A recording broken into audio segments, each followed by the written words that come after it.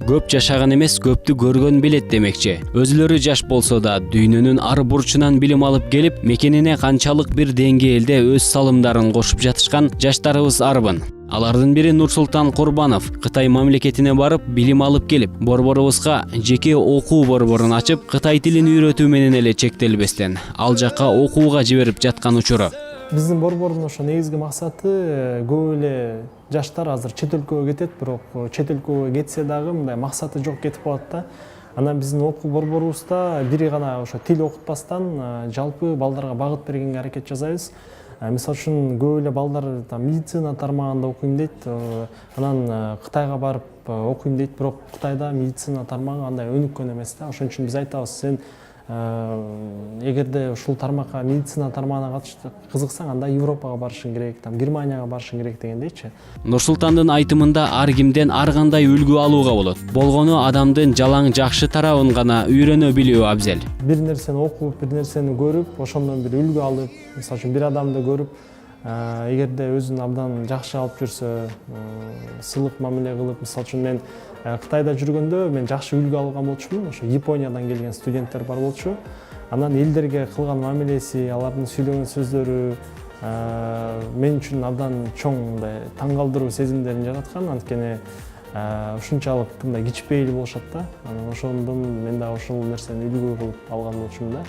Ал эми азыркы учурда мектеп окуучусу болгондугуна карабай, коомдук иш-чараларга активдүү катышып, Акыл Ордо интеллектуалдык долбоорунун супер финалынын жеңүүчүсү болгон Акимай Айтматова үлгүлүү адамдар ар дайым изденүүнүн үстүндө жүргөн адамдар дейт. Үлгүлүү адам дегенде мен мисалы ийгиликке жетишкен адам катары элестетем.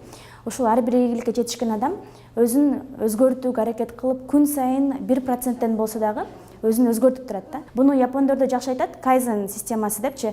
Кайзен деген бул күн сайын 1%тен өзүн жакшыртуу. Бул бардык жашоонун сферасына колдонсо болот. Бул кандай эч кандай маанилүү эмес. Бул өзүң жашооңбу, өзүңбү же бизнесиңби, окууңбу, кайсыл жакта болбосун, күн сайын жок дегенде 1%ке өзүң жакшыртып туруу. Жана менин оюмча, үлгүлүү адам бул эч качан талыкпай эмгектенген адамды үлгүлүү деп эсептейм.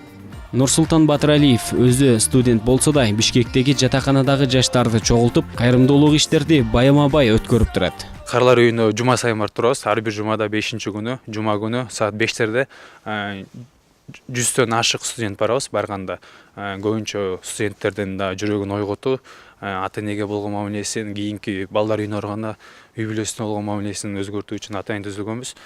Жана андан башка Кыргызстанда болгон коомчулук иштерде көп активный катышабыз. Тил күндөрү, мисалы ак калпак күндөрү, ошондой акциялардын башында туруп, көптөгөн уюмдардын башын бириктирип, Кыргызстанда жөө жүрүштөрдү көп уюштурабыз. Нурсултан азыркы учурда жардамга муктаж адамдар менен колунда бар адамдардын ортосунда көпүрө болуп жардам берүү аракетинде. Азыркы учурда Батыр Баназаров деген интернеттен телефондон таанышып, Жалал Абад областынан алып келген, бери рак кожу акыркы стадия менен ооруйт экен 17 жылдан бери. Азыр аны алып келип, азыркы учурда Бишкек шаарынын онкологияга жаткырдык.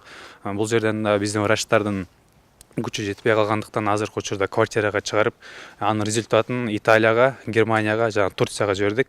Азыркы учурда Батыр байкеге чогулуп аткан каражат 180 миңден ашык каражат чогулду. Башка чет өлкөгө операциянын баасы 18 000 евро турат экен, эң арзан $10 000 Турцияда турат экен. Ошого биз Турцияга азыркы учурда аракет кылып атабыз. Азирет Осмонов, Алтынбек Кубанычбеков, таң маанай берүүсү.